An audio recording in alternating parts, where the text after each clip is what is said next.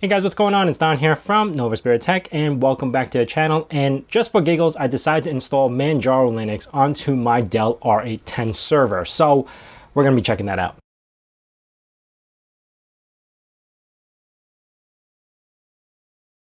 Now, a couple of months back, I decided to decommission the R810, which is my server at home, in lieu of using a NAS and a Raspberry Pi, which I'll leave a link over here, just to run most of my services.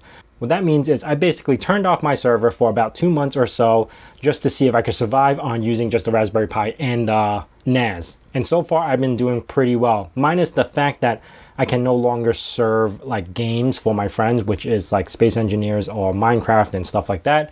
Otherwise, it's been great. I've been able to get all my services up and running for my Raspberry Pi and also my NAS for some VM stuff. So yeah, I haven't had much of an issue other than the serving. Now, because I have this huge server here, which is an older version, an R810, and I have more details about that server. I'll leave a link on the top left over here or down in the description below about the server, but it's generally a 64 core, 4 CPU, 128 gigs of RAM with 6 enterprise grade SSD at 780 gigabytes per disk. So yeah, it's a pretty beefy computer, even though it's R810 and its older model, which is I think about 10 years old or 12 years old because the CPUs are from 2010. But still, it's a very powerful PC for nowadays. Not efficient, but very powerful. But also because I have turned it off for 2 months in lieu of switching everything over, my power bill loves me, which I'll show a little example over here. I practically reduced my power to half just by turning off the server and other stuff that I have around the house that I just decided to unplug because I'm no longer using them. So I think I'm going to keep the server off for the meantime, not to run it every day. But since I do have the server, might as well convert it into a desktop computer. By doing so, I decided to install Arch Linux, or better yet, Manjaro. And I'm going to show you guys the setup that I have going on right now. Anyway, to jump over to my desktop, I have my Fedora right now, and I plan on switching this over. As much as I love using Fedora, I do want to test out another operating system. I have something up the sleeve, which is completely different from Ubuntu or Fedora. So yeah, be sure to subscribe and notifications for that video. But yeah, I do have another operating system that I'm going to squeeze into this system soon.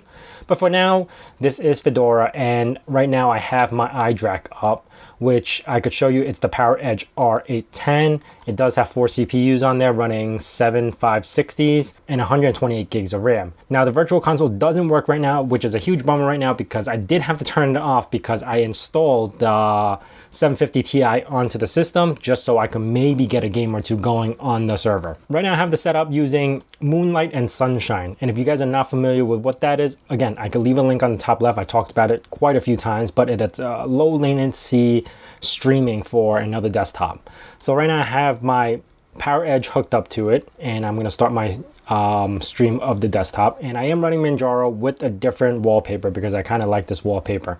But yeah, it's very, very smooth, and it runs very, very stable. The thing about running Sunshine is that it requires a lot of CPU as well as the GPU. Good thing I do have the 750 Ti on there, which could do the NVIDIA NV encode. But a lot of the compilations are still ran through the CPU, which I've described in other videos before. On a 4-core CPU, it would actually use one entire core, which is 25% of the CPU, which is a lot just to emulate this desktop or stream the desktop. Now, in my desktop, which has 64 cores, or actually it's 32 cores with 64 threads total. I'm going to show you guys the system, and you know what? System monitor works. I think this one is the case system on. Yeah. So on this one, you can see I got 64 threads, and I'm only using about 2-3% running the entire desktop along with Sunshine. So it barely takes anything because I have so many cores.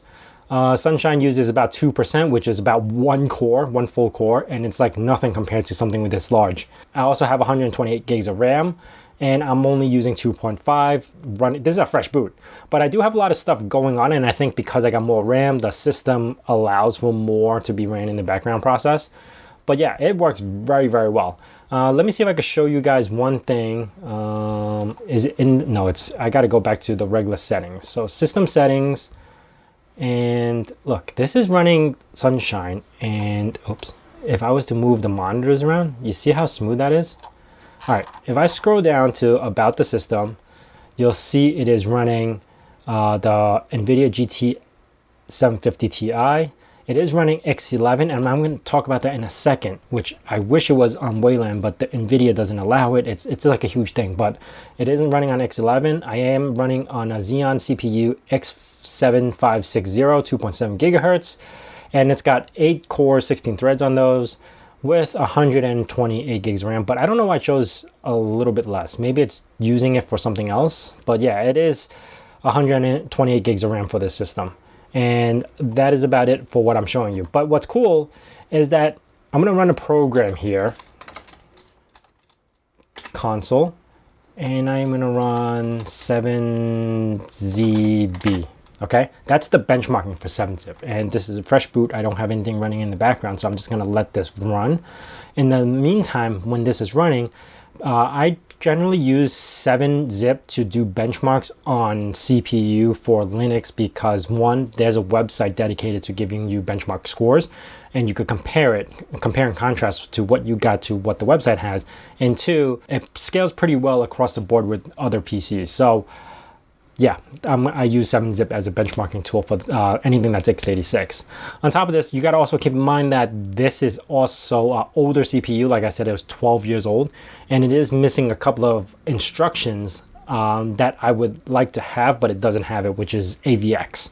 One whole thing about installing this system, or Arch Linux into the system, was that I wanted to get Star Citizen working on something that had this many cores. The only problem was that because it doesn't support AVX, I cannot get the game working because it requires it, and it makes no sense for me to emulate it if it's gonna reduce the speed anyway. So that's kind of a bummer, but otherwise I am able to get some games working on this, and yeah, I'm just waiting for the benchmark to come through. Okay, here we have the benchmarks. Again, this is a little bit low compared to what I had last time. I had 100K.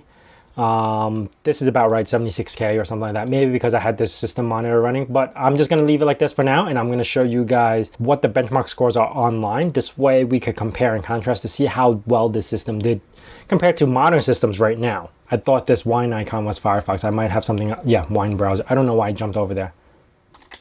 So this website called 7-CPU gives you benchmarks of all the other computers that's been listed.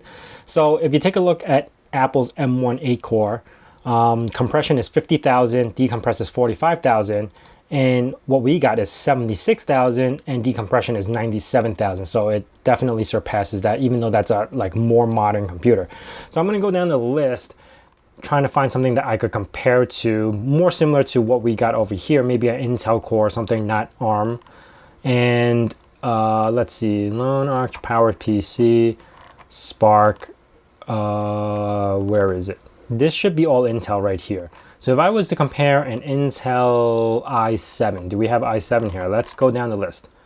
i7 10th generation, 4 cores, 8 threads, which is I think this is a mobile version. That's why it's so low. 5,000, 7,000. Okay, I'm not even going to compare that because that's very bad. So this one has i7 10065G7, which looks like the same. But yeah, this is 22,000 on compression and 21,000 on decompression. If I move up a little bit more, we have i7 3rd generation. Wow, what is this thing?